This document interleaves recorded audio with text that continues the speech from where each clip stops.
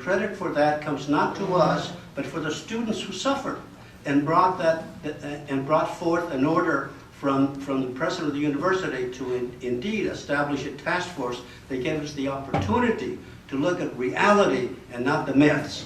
And I present to you a couple of those who brought that reality to the attention of the entire world.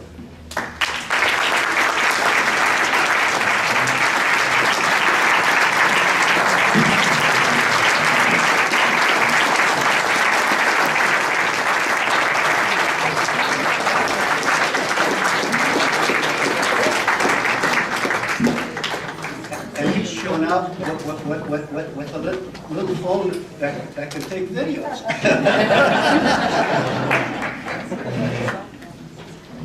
Me and my friend are going to say something briefly. Put this down. We want to thank you all for this award. There were a lot of amazing and brave students there on the quad on November 18th. And we are honored to represent them in accepting this award. David has committed to remaining active in exposing political repression, not only with the sensational pepper spraying, but also with the less spectacular but still critical Davis Dozen criminal case, of which Deanna and I are a part. Continuing to bring attention to these cases, even when they are less spectacular, is what sets the Davis Vanguard apart. November 18th last year was but one well-recognized event in a long, continuous pattern of police abuses enforcing unjust monetary policies. And this pattern continues right now, just down the coast in Anaheim, and Canada and Syria and Cairo all connected. Davis is but one face of this shared struggle. It goes on every day, and we need to be brave and stand up, really stand up with each other against repression and systematic abuses. There are protests this weekend in San Francisco and Oakland, and there will continue to be protests.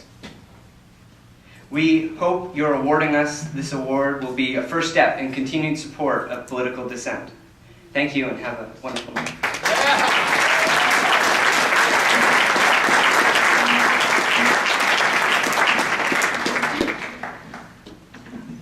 One of our main reasons for being on the quad on November 18th was to protest the ongoing fee hikes within the UC system. But a much stronger driving force, and the reason we were there so passionately, was to protest the police brutality against students and faculty at UC Berkeley that had been seen a few days before. In this way, I believe our struggle transcends the university, connects very closely to the issues being discussed here today. That day on the quad, we stood in solidarity not with just our fellow protesters, but with all victims of police brutality. This year alone, there have been hundreds of extrajudicial murders by police and untold police beatings, mostly people of color. Just this week, there were 2 murders in Anaheim, Manuel Diaz and Joel Acevedo. And when the community there set out to protest these killings, a crowd of largely families, women and children, were attacked by police with their less than lethal weapons and attack dogs. The last 3 nights, these protests have continued in Anaheim, and I think it's imperative that everyone here realize that their struggle is our struggle. Those protesting the murders of Kenneth Harding and Alan Bluford, those protesting the unjust imprisonment of Cece McDonald, a transgender woman of color, those protesting the prosecution of the Santa Cruz 11, those protesting in Quebec, in Egypt, in Spain, and in Oakland, all are fighting the same fight we are. The fight to end the death penalty, and the fight to end unjust prosecutions, and the struggle against police and institutionalized state violence are all one and the same. We will continue in our struggle and continue to stand in solidarity with those engaged in struggle the world over, and we hope that you will do the same.